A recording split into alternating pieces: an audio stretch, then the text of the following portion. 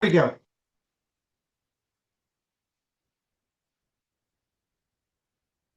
Right, well, good evening, everybody. I wasn't here last week, obviously, because I was in Lanzarote. This, by the way, isn't the result of the tan in Lanzarote. It's just it's a particularly dark room, but I do feel a bit more healthier anyway.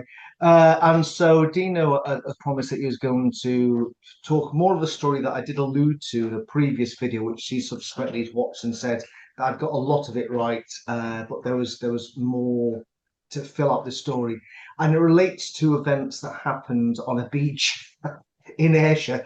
I can only imagine this might have been 1984, I believe. But anyway, and the backstory of this is that if you're as long in the long in the truth, there you go.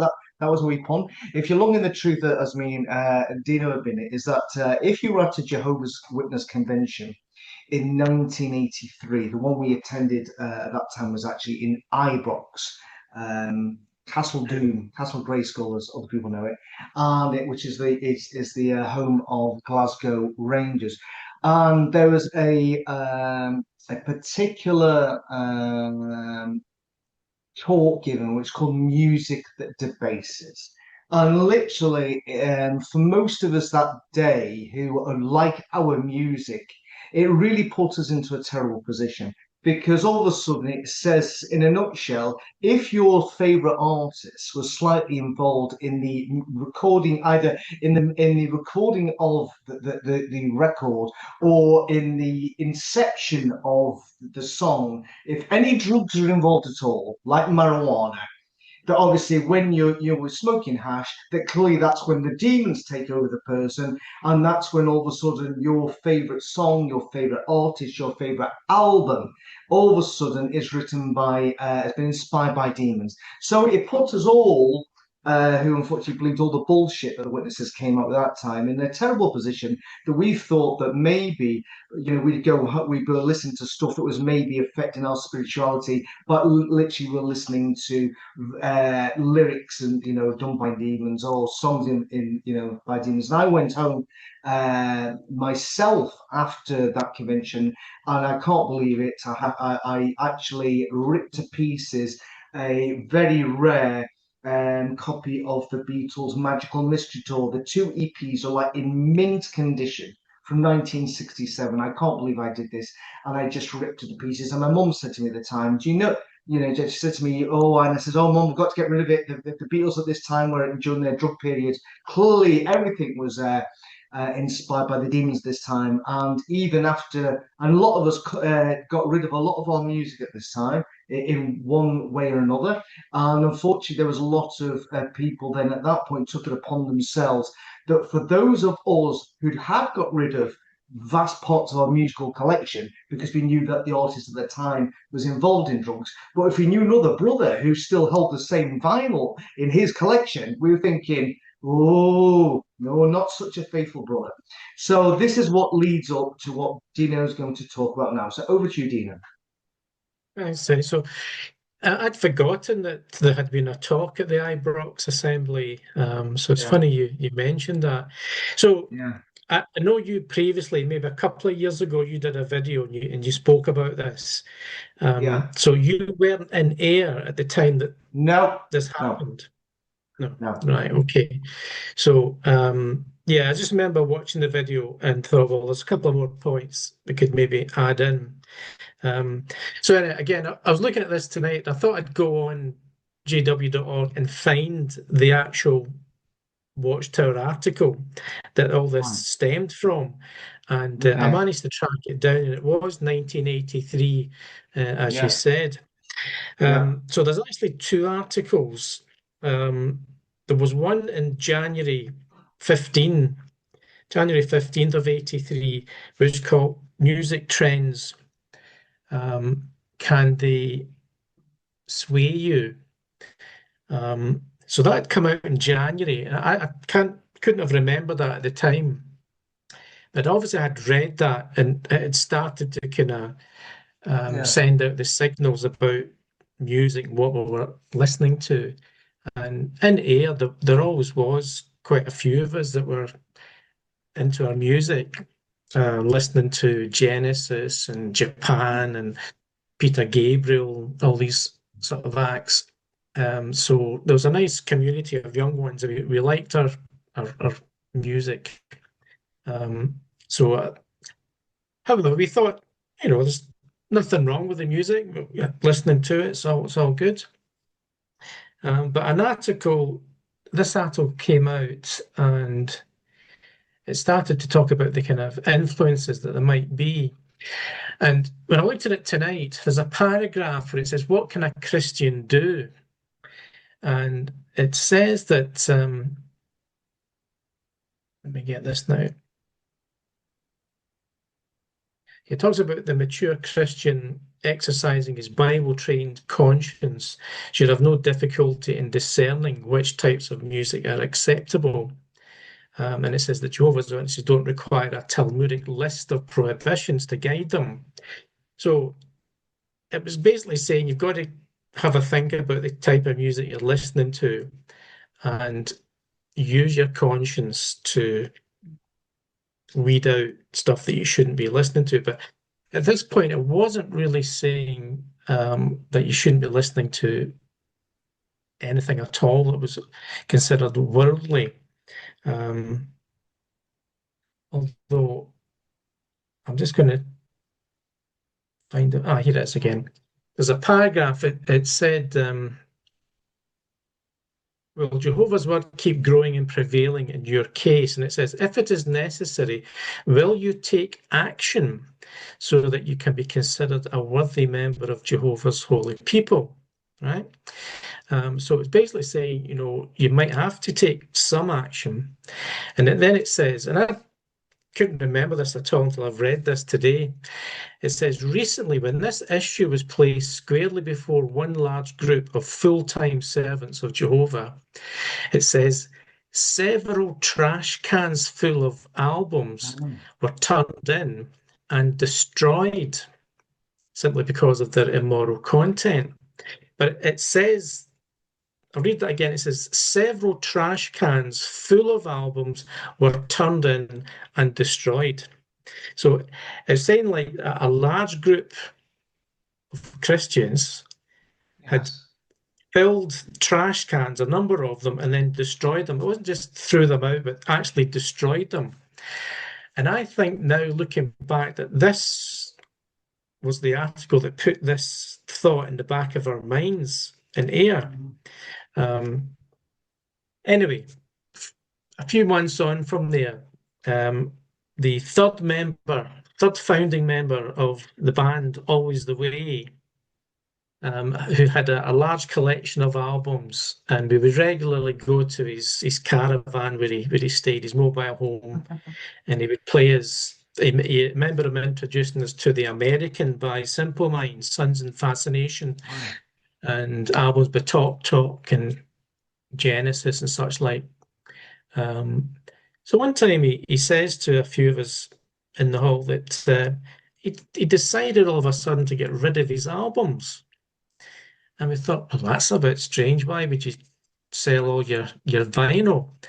But we thought, well, you've got some good albums there. So I think we all took our turns and we went up to the caravan. We bought these albums. And I got a couple of nice Ultravox albums.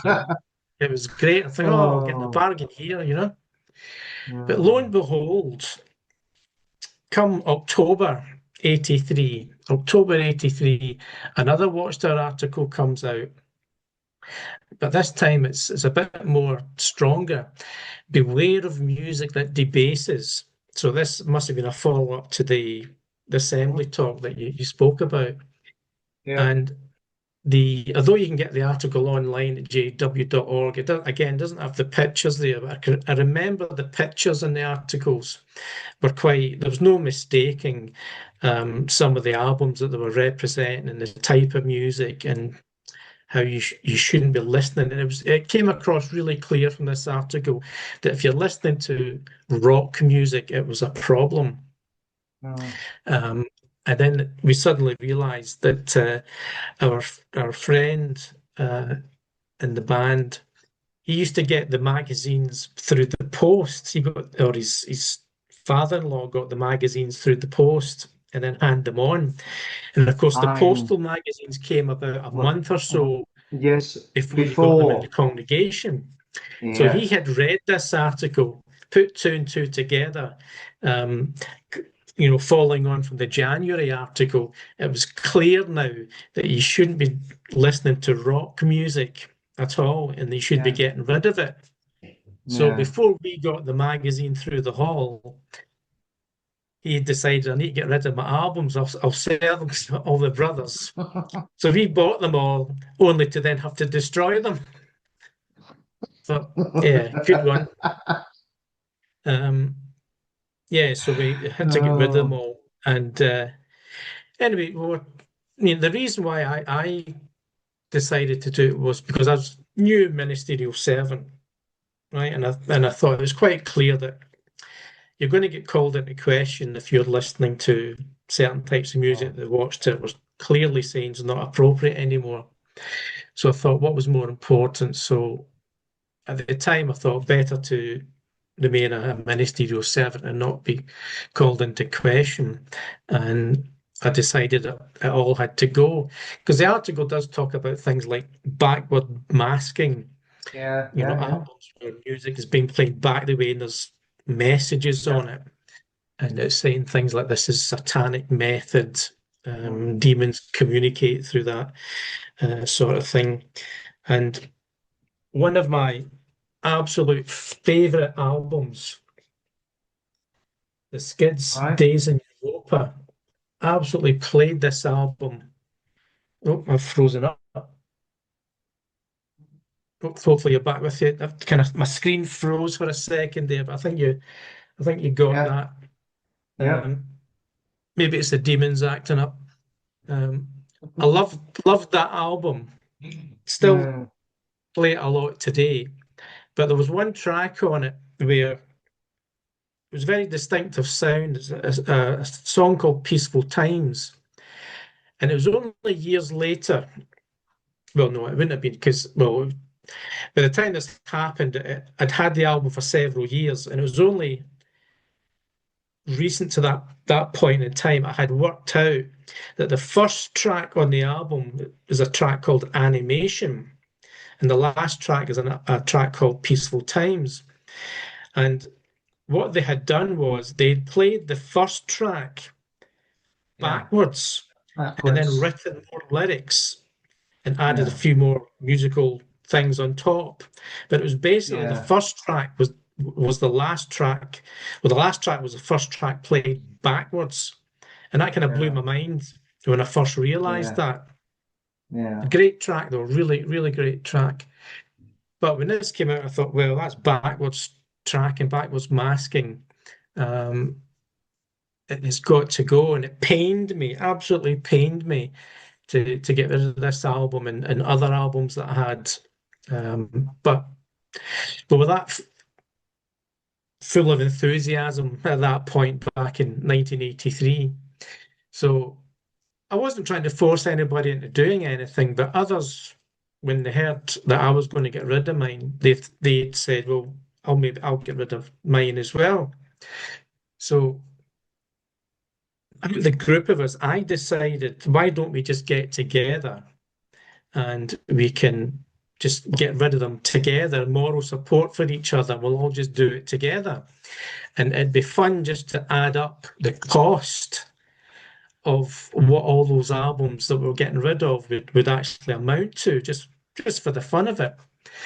But I then realized that how we kind of got that idea, because in that very article, paragraph 11, it talks about Acts chapter 19, and Yeah. it talks about these ones in Ephesus who were they had books of magic practice, Magic.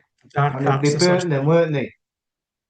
So And they it cost a small fortune. So they add it up and say, this shows how total our sacrifice was, but we've taken absolute hammering here on these magic books and they're worth X amount of money.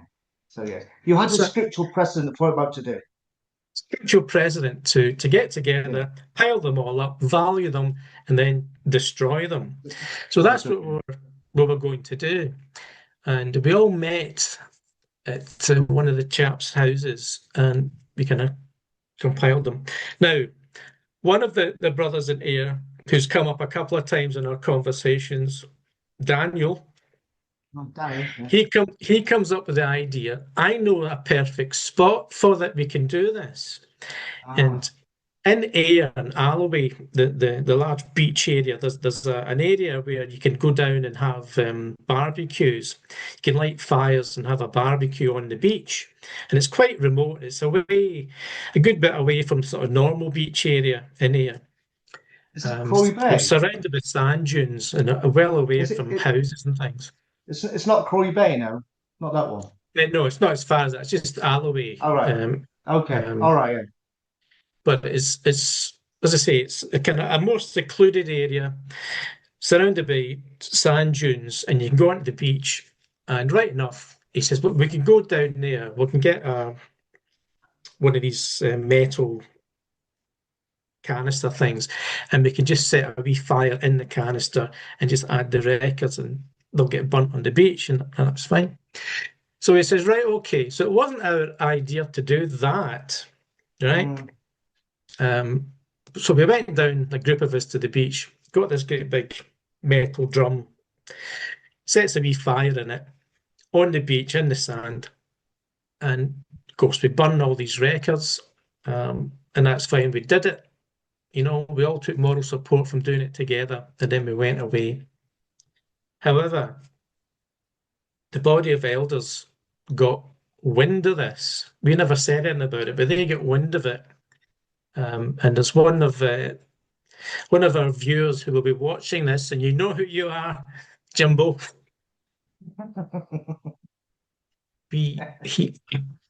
He had burnt, I think it was Peter Gabriel's Plays Live album, which was an album you listen to a lot. Peter Gabriel plays live. Um, but he let on to one of the elders what had happened. And so anyway, they weren't happy about it. So the very next meeting in Ayr, I don't know if it was like in other congregations, but in Ayr we had a separate small room where there was a second theocratic school was held, and we referred Right. to that as the wee room. Wee room. Yeah. Yeah. And if you were ever invited to the wee room by some of the elders, you knew you were in trouble, In trouble. right? Yeah. So there was me, there was Ian, the other member of Always the Way, Always the way. Yeah. and Danny. And the three of us get invited into the wee room, and there was three elders basically tore shreds off us for having done this, and basically says that you've by the skin of your teeth, you're not getting taken off as servants, right? By the skin of your teeth, but you were near to it, and they were basically saying that if the public had found out that all these Jehovah's Witnesses were down on the beach setting fire to worldly records, it would have put Yeah. the congregation to public shame. You know, that was their take on it. And as I say, they tore strips off us for it, and not one word of well, that was a big decision that you took, to follow the advice on the Watchtower. And Yeah. looking back, I think the problem was that because we had decided just to get rid of everything, it was maybe calling into question some of their musical tastes and some of the Yes. things that they were listening to. And it's almost like we were forcing them into a conscientious decision that they didn't want to make, basically. Um, I can remember,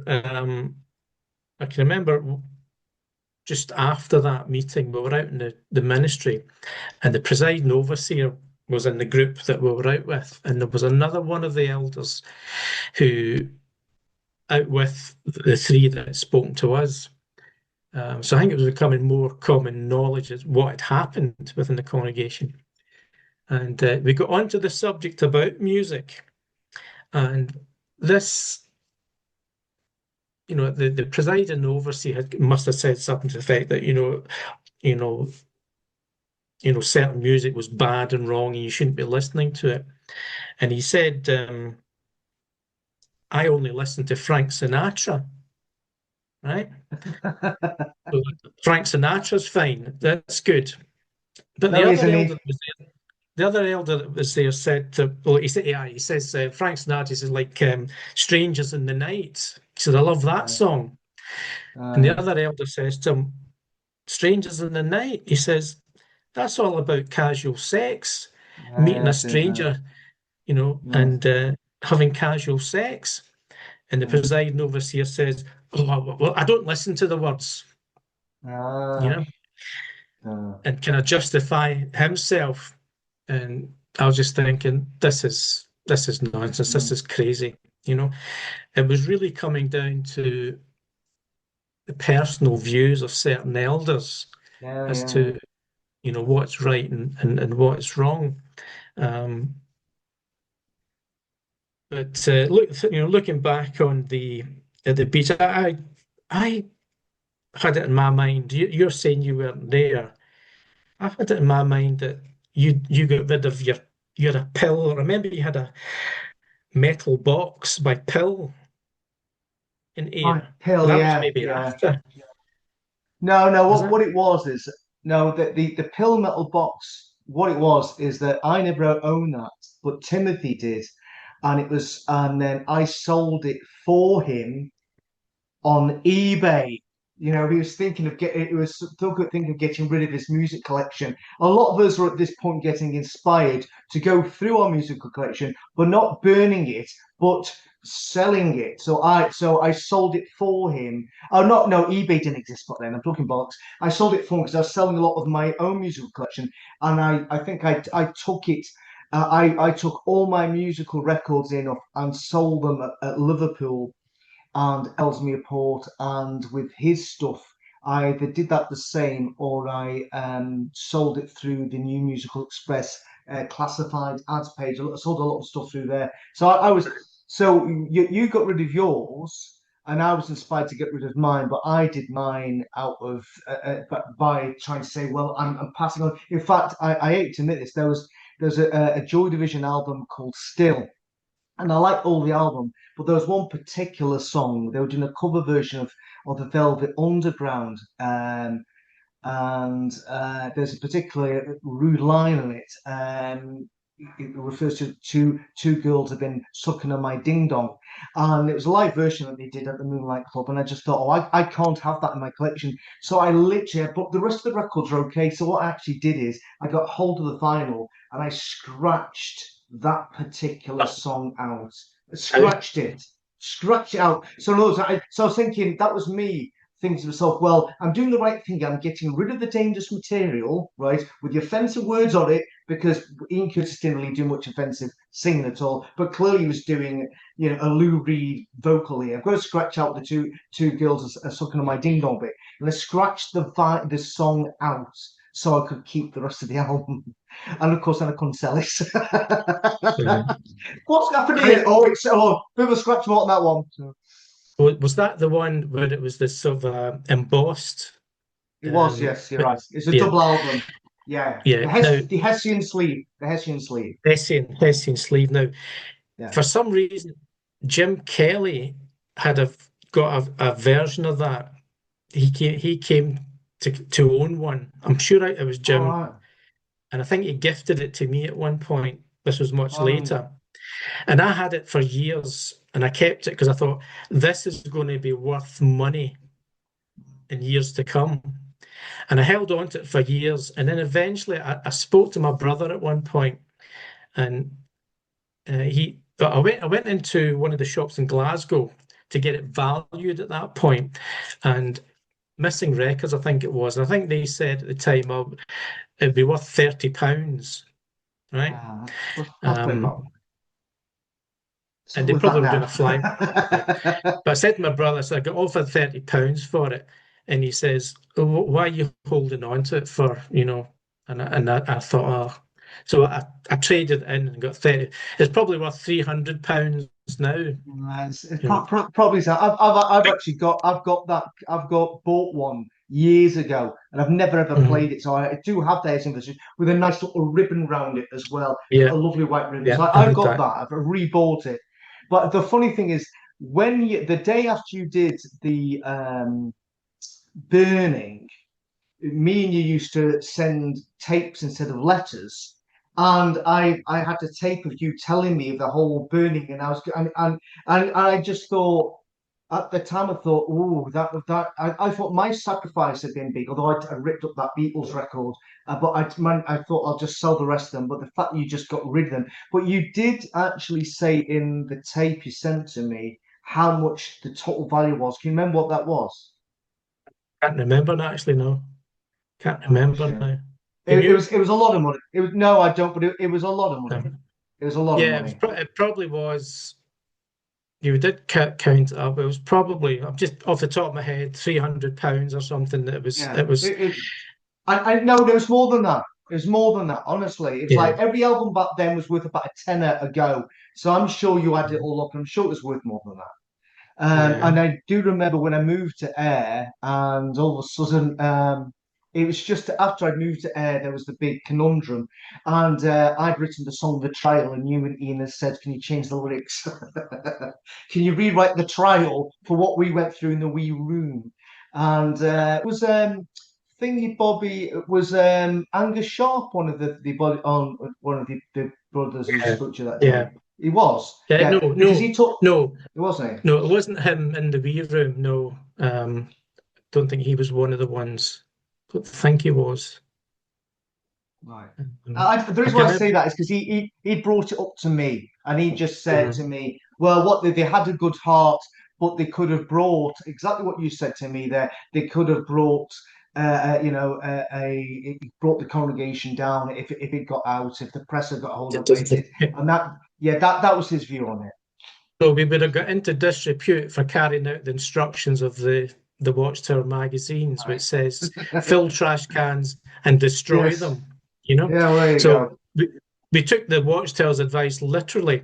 But the funny thing Yeah. is, the end of this story is that when it came to the actual Watchtower study, one of the other elders took that Watchtower study and he praised us from the Ah, platform for what we had done. yeah. Right? There So you we go. get Wow. counseled in private and got a Yeah. rollicking.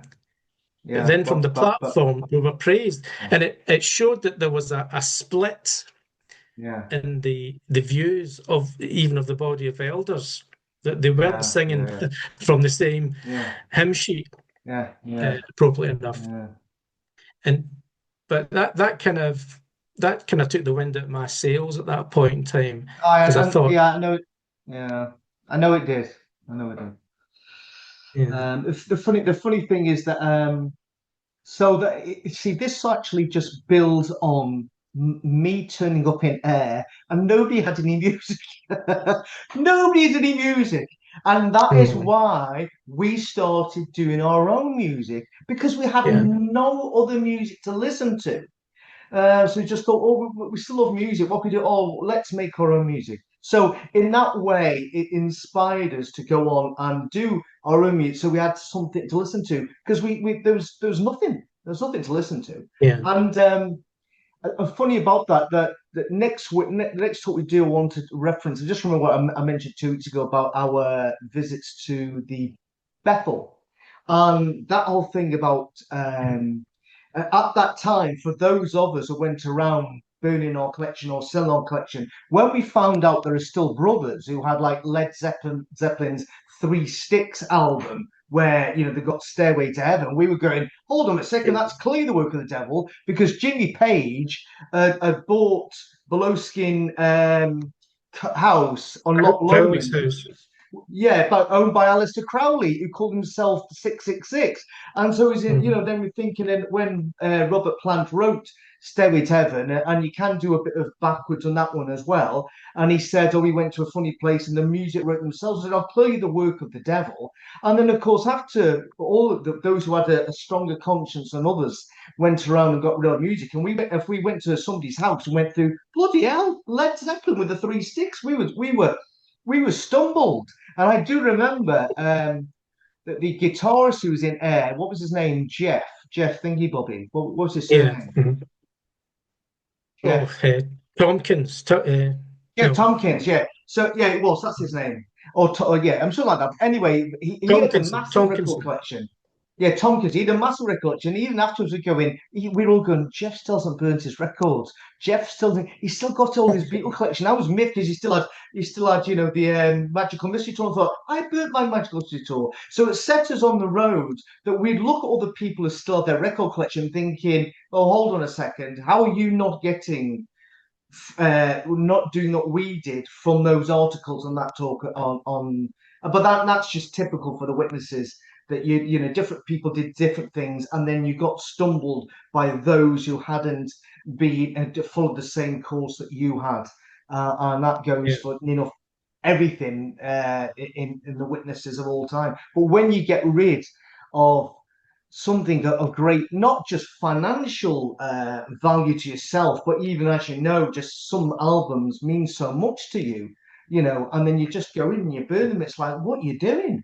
The ironic thing was, of course, round about when you burnt and I got rid of my records, is then we went into the next stage in the music world, was cassettes. And the next thing is people stopped buying vinyl and bought cassettes. So in a very short space of time, we started buying the same things which we got rid of in cassettes, and then we were easy to copy them to our mates and said, "There's Peter Gables, there's Genesis," and we just started buying everything cassette anyway. So it benefited the artist by us getting rid of our stuff. We bought all the same stuff on cassette anyway, and then of course we bought them all on CD. And ironically, we're now going back to buying all the same Fine. things in The three vinyl three again. times the original price. Oh, exactly. Oh dear. I remember just Amazing. one last thought. Have we got time? One last thought. 5 minutes. After a year or so, um, eventually when it wasn't such a big thing, and started listening to music again. And I remember I went out and I bought a 12-inch vinyl version of Big Country's Wonderland. Really liked the Wow. 12-inch version of it. And I went out and I bought this and I had it in a bag. And I was walking over the old brig in here, Oh, and man. one of the sisters from the hall kind of met me on the brig. And I just kind of bumped into her. And then we're kind of just chatting away. And then she was kind of looking down and she's going, "Is that an Mm. LP you've bought?" And I felt so guilty. But the thing was, nobody else had kind of thrown out their music and all that. Now they're making you feel guilty because you'd bought a non-demonic album sort of thing. But another thing was that Danny's wife, I met her years later, and she blamed me for getting her Danny into bother over that Oh, affair, no. blamed me. Yeah. And I thought, no, wait a minute. It was Danny's idea to go down the beach, you know. But so you can tell it's always bothered me over the years. But it was funny though that the elder from the platform could praise us because we followed the example of the Ephesus brothers destroying, Yes. and that was given as a good example. Yeah, yeah. But yet we get told off because we'd done that and brought the congregation into disrepute. Just utter Amazing. nonsense. The whole thing, really. Uh, yeah, amazing. Well, that's a great story. I don't, I just, it's sort of reminiscent of Lennon saying that the Beatles are bigger than Jesus. Yeah, The burning of the records. Oh dear. So it wasn't a case of Watergate. In your case, it was really Beachgate. But there you go.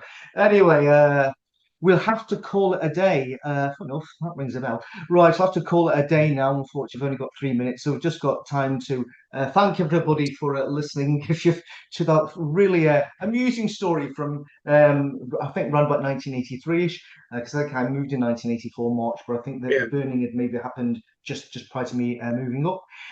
Thank you for Dino for giving the backstory on that one, and. Next week, I'd like to talk to Dino about our different experiences, and one of them relates to music and the Led Zeppelin album with the three sticks. about visiting the Bethel in Warwick in London, which we did do in our earlier days. Right, so anyway, Dino, it's just time for you to say goodbye, for me to say goodbye. So goodbye, Dino. Goodbye. See you next time. All the best. See you again. Thanks, Okay, cheers. Tim. Speak to you soon. Cheers. Bye bye. Bye. Bye for now.